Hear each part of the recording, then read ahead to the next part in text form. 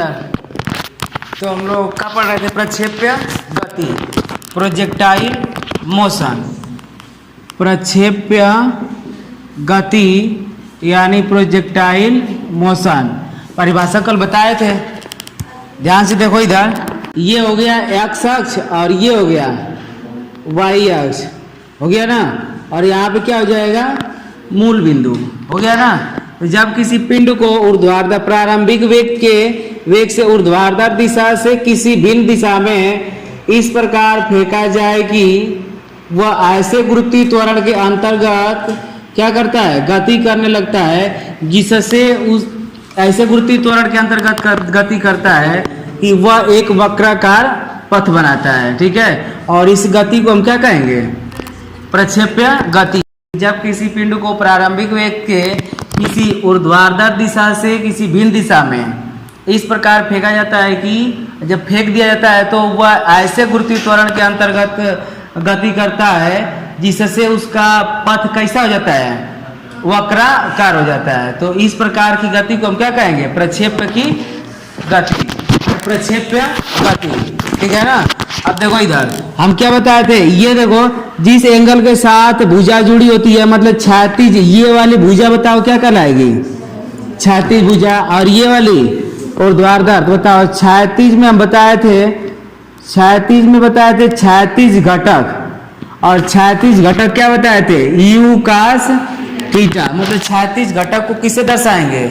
You cos theta. मतलब वेग है ना, ये तो हम यू ले रहे हैं कि इधर का वेग जाएगा, लेकिन क्षैतिज घटक को किसे दर्शाएंगे? कास थीटा से। और ऊर्ध्व घटक को किससे दर्शाएंगे? साइन थीटा से। तो ऊर्ध्व घटक को हम लोग दिखा देंगे साइन थीटा से। ठीक है, हमने मान लिया कि प्रारंभिक वेग यू से क्या हुआ है? फेंका गया है। तो इसका इस दिशा में, क्षैतिज दिशा में, मतलब एक्स अक्ष की दिशा में वेग हो जाएगा यू कास थीटा, और ऊर्ध्व दिशा में हो जाएगा यू साइन थीटा। दो बातें क्लियर है ना, कि क्षैतिज घटक को यू कास थीटा से और ऊर्ध्व घटक को यू साइन थीटा से प्रदर्शित किया जाता है। यहाँ पे लिख लेना लो, ऊर्ध्व घटक बराबर बताओ क्या? You sine theta. और क्षैतिज घटक में क्या लिख लोगे? क्षैतिज घटक यू कास थीटा। ठीक है ना। तो अब हम लोग सिद्ध करेंगे ना, प्रक्षेप्य का पथ परवलयाकार होता है, जिसे परवलय के समीकरण होता है y बराबर, यहाँ पे हम लिख दे रहे हैं, y बराबर होता है mx प्लस का c।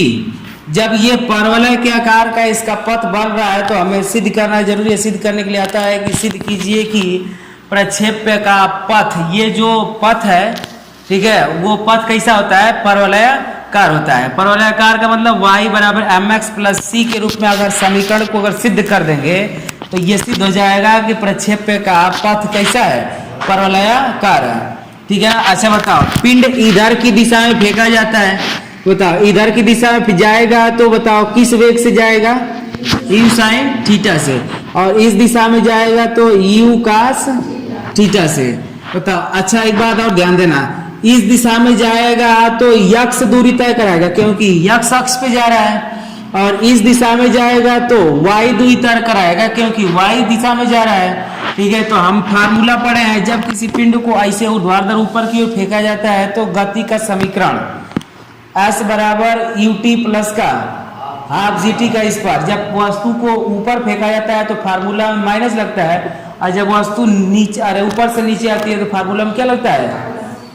ऊपर से नीचे आए तो प्लस, लेकिन नीचे से ऊपर जाए तो माइनस, क्योंकि नीचे से ऊपर जाएगी तो वेग घटता जाता है इसलिए माइनस लगता है, और ऊपर से नीचे आए तो बढ़ता जाता है इसलिए क्या लगता है? प्लस। तो बताओ, हम यहाँ पे लिख देंगे गति के किससे? गति के समीकरण द्वारा। बताओ, एच बराबर हम क्या पढ़े हैं? यू टी माइनस का हाफ जी टी का स्क्वायर। अब बताओ, ये ऊंचाई है, ऊंचाई तो ये ऊर्ध्व दिशा में ऊंचाई तय करेगा, मतलब कह सकते हैं कि y अक्ष पे दूरी। तो बताओ, y अक्ष पे दूरी बताओ कितना तय करेगा? y तय करेगा। अब तो ध्यान से देखना इधर, अब जो वेग से जा रहा है तो उस वेग को हम ऊपर वाला लेंगे ना, क्योंकि वस्तु को हम कहाँ फेंके हैं? ऊपर। अब बताए थे कि जिधर का दूरी लेंगे उधरे का वेग भी लेंगे, जिधर का दूरी लेंगे उधरे का वेग भी लेंगे तो बताओ, इधर जा रहे हैं, इधर का दूरी तय कराना, तो इधर का वेग भी लेंगे। बताओ u साइन थीटा, u की जगह क्या हो जाएगा, u साइन थीटा, क्योंकि ऊर्ध्व में इसका वेग क्या हो जाएगा, u साइन थीटा। अब बताओ फिर यहाँ पे कितना हो जाएगा, t। अभी t का मान निकालेंगे 1/2 gt का स्क्वायर। अच्छा एक बताओ, समय लगेगा तो समय जाएगा तो बताओ दूरी इधर न तय कराने लगेगा, मतलब ये पिंड को ऊपर फेंका जा रहा था तो वेग लिए हैं ऊपर वाला, लेकिन पिंड दूरी किधर तय कराएगा, इधर को भी तो तय कराएगा।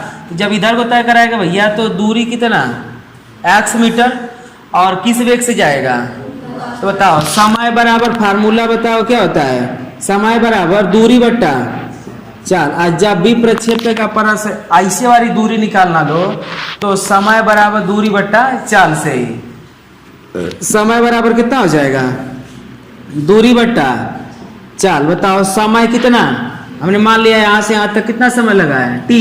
बताओ समय हो गया t, दूरी इधर कितना तय कराएगी, x अक्ष पे x तय, चाल किस वेग से जाएगा, u कास थीटा। बताओ हम कह सकते हैं कि t की जगह यह क्या लिखेंगे, x by u cos theta, होगा कि ना होगा। अब यहाँ पे आ जाओ, ना समझ में आकर बताना लो, u साइन थीटा, और फिर बताओ इसके जगह या t की जगह या u कास थीटा। बताओ u x बट्टा ना, x बट्टा u कास थीटा, और फिर माइनस का 1/2। बताओ x t की जगह या क्या लिखोगे, g उसी तरह रहेगा, t की जगह यह क्या लिखोगे, x बट्टा u कास थीटा का स्क्वायर।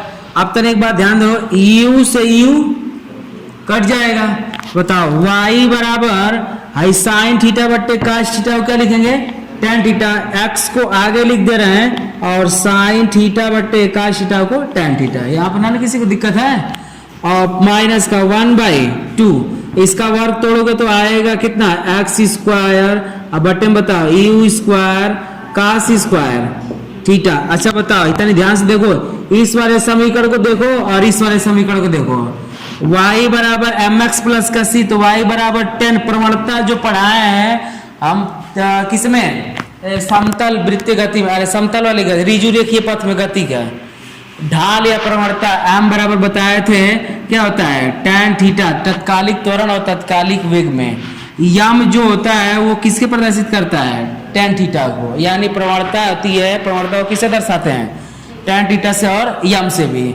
बताओ यम की जगह यह क्या है, tan आया कि ना आया, तो यानी y बराबर mx प्लस का c, c की जगह बताओ कितना है, ये वाला। देखो इसी के रूप के आया कि ना समीकरण, तो यहाँ पे लिख देंगे अतः प्रक्षेप्य का पथ कैसा होता है, परवलयाकार होता है। हो गया ना, एक चीज सिद्ध हो गया, प्रक्षेप्य का पथ परवलयाकार होता है, ये आता भी है। ठीक है, कि सिद्ध कीजिए कि प्रक्षेप्य का पथ कैसा होता है, परवलयाकार होता है। लिख लो,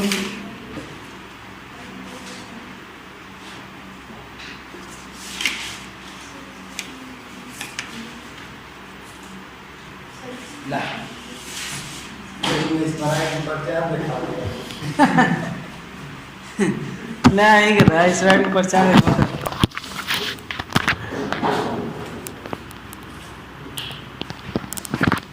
देखो इधर। अब अगला हेडिंग लगा लोगे क्या, उड्डयन काल। इसी में अगला हेडिंग लगा लोगे पहला, फिर दूसरा का हेडिंग क्या लगाओगे, उड्डयन काल। देखो इधर, जब तक तुम उधियाओगे, जितने समय तक मतलब उड़ोगे उतना समय क्या कहलाएगा, उड्डयन काल। दो परिभाषा सीधे सीधे बोल सकते हो कि जब कोई पिंड प्रक्षेप्य गति करता है तो जितने समय तक वो क्या हवा में रहता है या वायु में खूब उसको मजा आती है, उस समय को क्या कहेंगे, उड्डयन काल। सीधे सीधे बोलोगे जब कोई पिंड प्रक्षेप्य गति करता है तो जितने समय तक पिंड वायु में रहता है उस समय अंतराल को हम क्या कहते हैं, उड्डयन काल। और नहीं तो किताबी भाषा लिखोगे तो लिखना पड़ेगा जितने समय में पिंड किसी समतल के, देखो समतल हो गया ना, समतल के प्रेक्षण बिंदु से उच्चतम बिंदु तक, यहाँ पे उच्चतम बिंदु पहुंचेगा और फिर इसी समतल पे क्या होगा, आ जाएगा। तो पूरे समयांतराल को हम क्या कहेंगे, उड्डयन काल। अब बताओ उड्डयन काल का हम फार्मूला निकालेंगे। उड्डयन काल को किससे दर्शाते हैं, कैपिटल टी से। इसे किससे प्रदर्शित करोगे, कैपिटल टी से प्रदर्शित किया जाता है। मतलब पूरे पथ का जो उड्डयन काल लगेगा वो। तनी बात समझना लो यहाँ पे ना, यू कास थीटा। अच्छा बताओ इसमें दो बार निकालना पड़ेगा। एक बार वस्तु जब पिंड यहाँ से कहाँ पे जाए, यहाँ पे, ठीक है। तो बताओ पिंड कितनी ऊंचाई तय कराएगा, यच तय कराएगा ना। अब एक बात समझना लो, जब पिंड यच ऊंचाई तय कराएगा भैया, तो जब पिंड यहाँ से चलना स्टार्ट करेगा, यहाँ से धीरे धीरे क्या करना, चलना स्टार्ट करेगा, तो चलते चलते चलते चलते एक स्थिति ऐसी आएगी कि उसका वेग क्या हो जाएगा, शून्य। उसका वेग क्या होगा, शून्य। मतलब यहाँ से चलेगा तो यहाँ पे उसका वेग लास्ट वाला क्या होगा, जीरो हो जाएगा। तभी तो वो फिर वहां से टपकना चालू करेगा नीचे की ओर। अगर वेग जीरो ना होता तो वो नीचे आता नहीं। तो यहाँ पे उच्चतम बिंदु पर इसका वेग क्या होगा, जीरो। अच्छा जितना दूरी इधर तय कराएगा उतना ही दूरी, तो जितना समय इधर लेगा उतना ही समय इधर लेगा। तो इस समय अंतराल को मान लेते हैं कि यहाँ पे पहुंचने में समय कितना लगाओ, टी। तो यहाँ से यहाँ तक भी आने में समय कितना लगेगा, टी। एक समय को निकाल कर उसी को दो बार गुणा कर देंगे, चाहे दो बार जोड़ देंगे, बातें क्या हो जाएगा। अच्छा बताओ पिंड जा रहा है ऊपर की ओर और हमको क्या निकालना है, समय। तो समय निकालने के लिए भैया बताओ पिंड का, अरे मतलब गति का पहला समीकरण पढ़े हैं। बताओ गति के पहले समीकरण से v बराबर u माइनस का gt। अब माइनस किस लिए लगा है, तो सब लोग जान रहा है कि पिंड ऊपर जा रहा है ना। बताओ लास्ट वेग उसका क्या हो जाएगा, जीरो हो जाएगा। लेकिन जा किधर रहा है, ऊपर की ओर। तो वेग कौन सा लेंगे, u sin थीटा, क्योंकि ऊर्ध्व दिशा में जा रहा है ना, तो इसलिए कौन सा वेग लेंगे, u। तो यहाँ पे हो जाएगा u sin थीटा, अब माइनस का g, और इसी t को क्या करना है, निकालना है। तो हाई देखो ये माइनस का उठा के धरिया करेंगे तो प्लस का, आराम समझते चलना लो। gt बराबर क्या बचेगा, u sin थीटा। तो बताओ t बराबर क्या बचेगा, u sin थीटा बट्टे के g। अब जो हम लोग का उड्डयन काल निकलेगा, तो बताओ पूरा कितना निकलेगा, t बराबर बताओ कितना, 2t। अब 2t निकलेगा भैया, यानी यहाँ पे t प्लस का t दो बार निकलेगा ना। तो 2t क्यों हो रहा है, समझ में आ रहा है ना, 2t क्यों हो रहा है, क्योंकि दो बार। एक हम लोग तो समय खाली इतने निकाले हैं, पर अभी पिंड इतना भी तो दूरी जाएगा ना, इसलिए दो बार। ठीक है बताओ t बराबर 2 को इसी तरह आने दो, t का मान कितना, u sin थीटा। तो यहाँ पर रख दो u sin थीटा बट्टे के बताओ कितना, g। और ये हो जाएगा कैपिटल G का मान, यानी उड्डयन काल का मान। इतने देर तक तुम हवा में क्या करोगे, मजा लोगे ना। परिभाषा लिखो, लिखो जितने समय में पिंड, दो बार लिख लेना लो, एक हम अपना वाला बोल देंगे और एक तुम किताबी भाषा वाला लिख लो। लिखो जितने समय में पिंड किसी समतल के प्रेक्षण बिंदु से, मतलब जहां से वो फेंका गया है, ठीक है, जहां से वो फेंका गया है। प्रेक्षण बिंदु का मतलब जहां से वो फेंका गया है। समतल के प्रेक्षण बिंदु से उच्चतम बिंदु तक पहुंचकर, देखो उच्चतम बिंदु तक पहुंचकर, वहां तक पहुंचकर, उच्चतम बिंदु तक पहुंचकर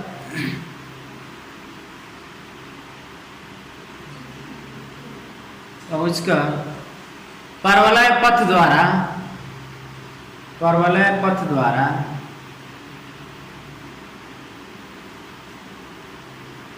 उसी समतल पर टकराता है,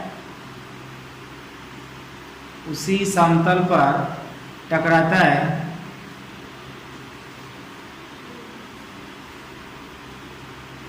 पिंड का उड्डयन काल कहलाता है, पिंड का उड्डयन काल कहलाता है। अथवा करके परिभाषा लिख लो, हम बोल दे रहे हैं आपने वाली ना, अथवा करके लिखना लो, लिखो। जब कोई पिंड प्रक्षेप्य गति करता है तो, जब कोई पिंड प्रक्षेप्य गति करता है तो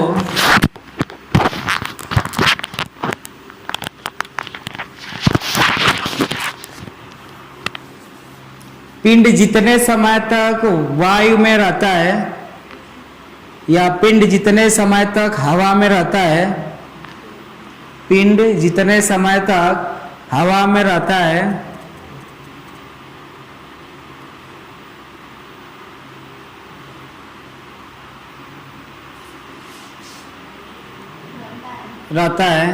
उड्डयन काल कहलाता है, या उस समय को उड्डयन काल कहते हैं, उस समय को उड्डयन काल कहते हैं।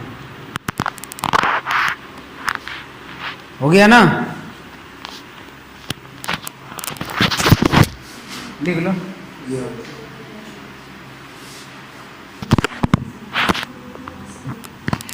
देखो इधर तीसरा का हेडिंग है ना, प्रक्षेप्य की ऊंचाई। बताओ प्रक्षेप्य की ऊंचाई किसे कहते हैं? ध्यान समझना लो, प्रोजेक्ट हाइट ऑफ प्रोजेक्टाइल ना, प्रक्षेप्य की ऊंचाई। ध्यान से देखो, जब कोई पिंड, समझना पड़े, जब कोई पिंड प्रक्षेप्य गति करता है तो वो अधिकतम, जितना अधिकतम ऊंचाई अपने जो ये पथ होता है, प्रक्षेप्य जो पथ होता है उस पर जितना ऊर्ध्वाधर दिशा में, ये आप ध्यान से देखना, ऊर्ध्वाधर दिशा में जितना अधिकतम ऊंचाई तय कर लेता है उसी ऊंचाई को हम क्या कहेंगे? प्रक्षेप्य की ऊंचाई।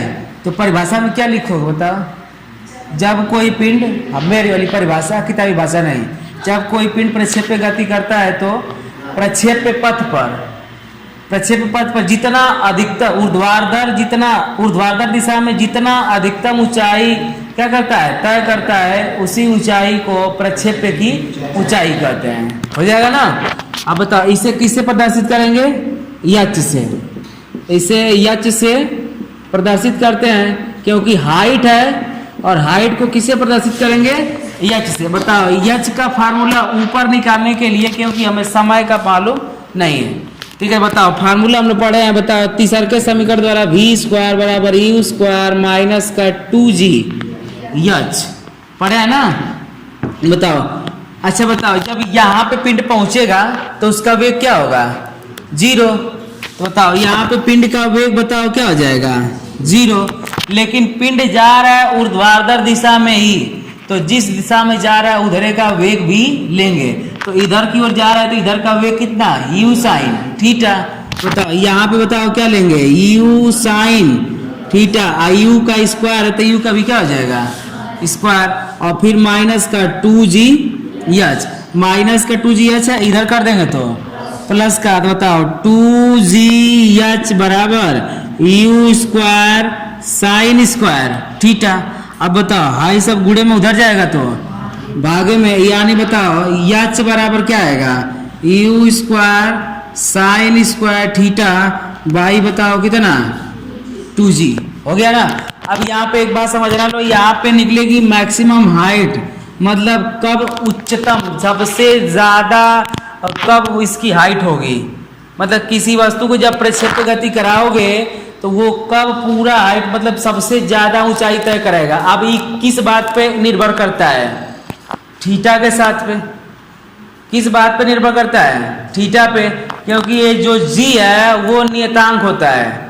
तो अगर यहाँ पे ये नियतांक नहीं होता तो 1 बाई, मतलब इनवर्सली प्रोपोर्शनल टू 1 बाई जी हो जाता है। लेकिन यहाँ पे ये बताओ g कांस्टेंट होता है, g का वैल्यू नहीं बदलता है। बदलता क्या इसमें? थीटा। बताओ अगर थीटा का मान सबसे अधिकतम साइन थीटा में कब होता है? 90 पर। 30 पे होता है 1/2, उससे कम हो जाता है, उससे ज्यादा होगा 45 पे, उससे ज्यादा होगा किस पे? 60 पे। सबसे ज्यादा किस पे होता है? 90 पर। तो सबसे अधिकतम ऊंचाई निकालोगे तो सबसे अधिकतम एंगल भी लेना पड़ेगा, यानी बताओ यहाँ पे थीटा की जगह यह क्या रख लोगे?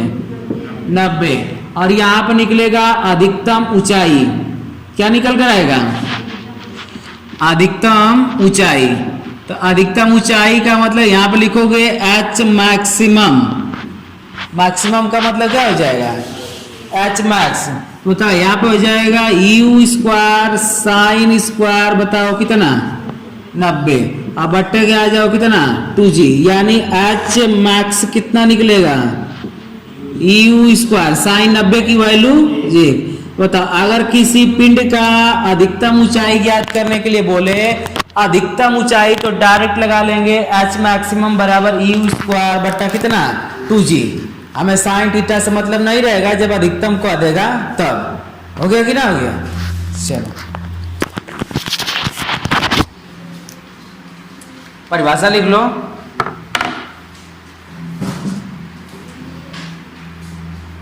दूगो बोले हैं, लिखो पिंड के पथ के, पिंड के पथ के उच्चतम बिंदु की, पिंड के पथ के उच्चतम बिंदु की ऊर्ध्वाधर ऊंचाई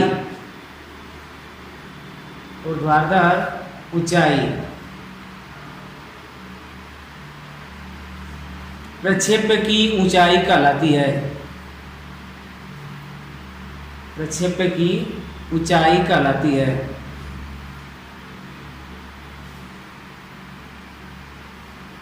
अब देखो इधर समझो, ये जो प्रक्षेप्य कर रहा है, ध्यान समझो इधर, तो बोला है ना पिंड के पथ के, तो जो पिंड पथ पे आ रहा है, तो पिंड के पथ के बिंदु हो गया ना उच्चतम बिंदु, मतलब सबसे जो ऊपर रहेगा बिंदु, उच्चतम बिंदु की जो ऊर्ध्वाधर ऊंचाई है, क्षैतिज वाली ऊंचाई नहीं, कौन सी ऊंचाई है?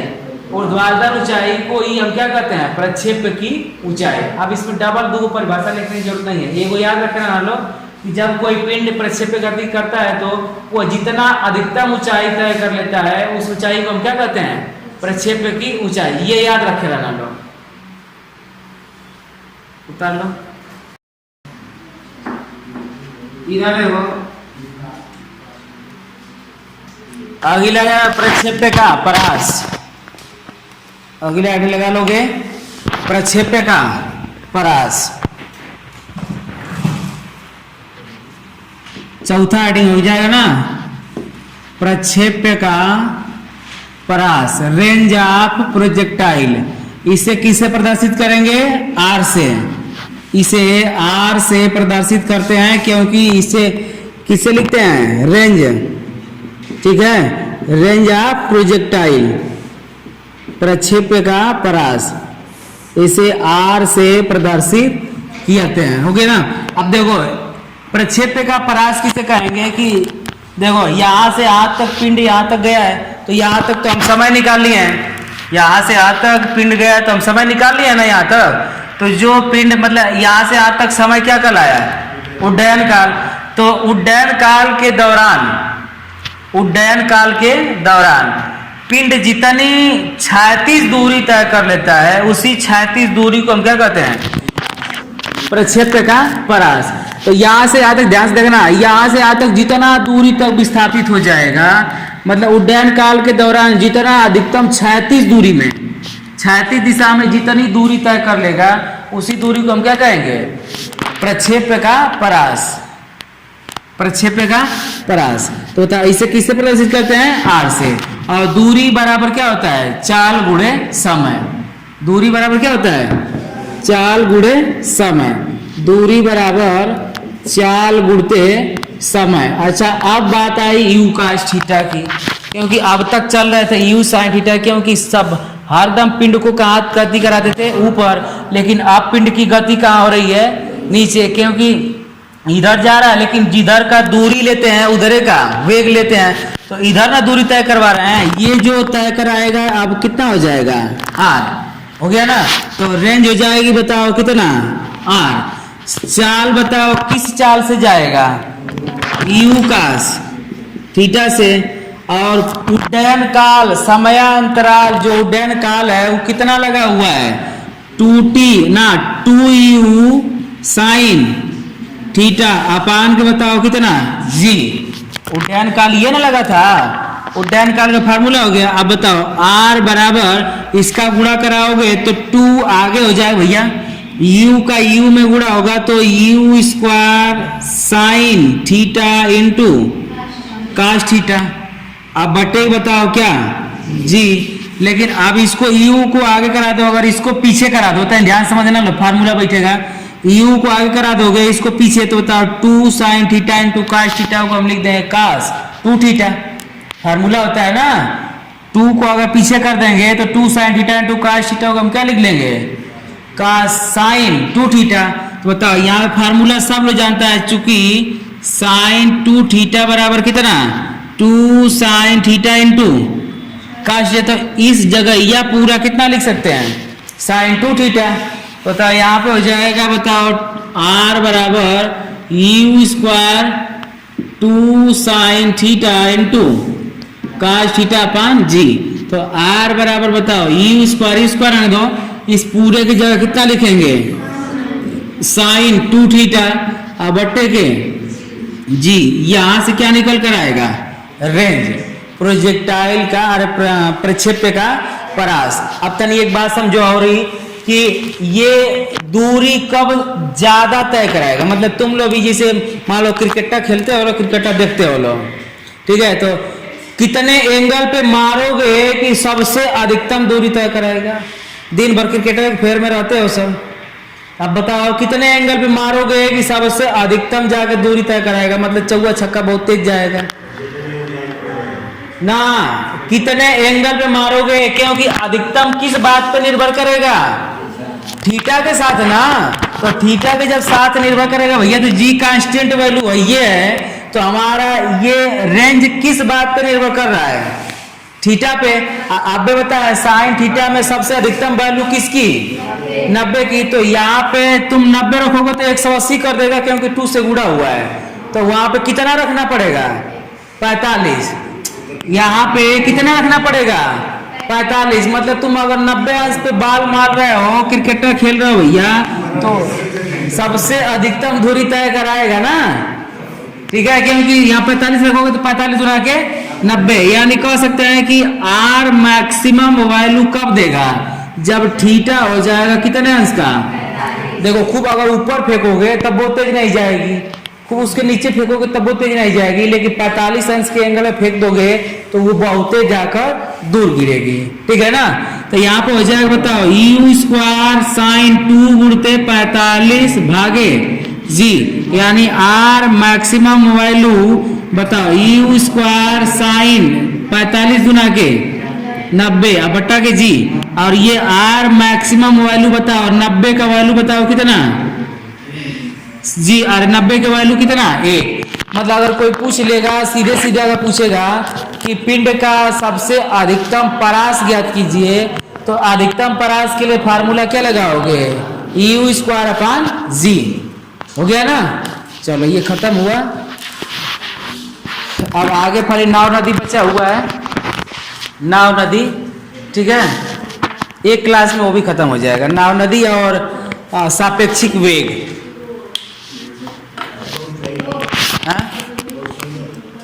सही है, तो काम में आता है बहुत, टेढ़ा ना है।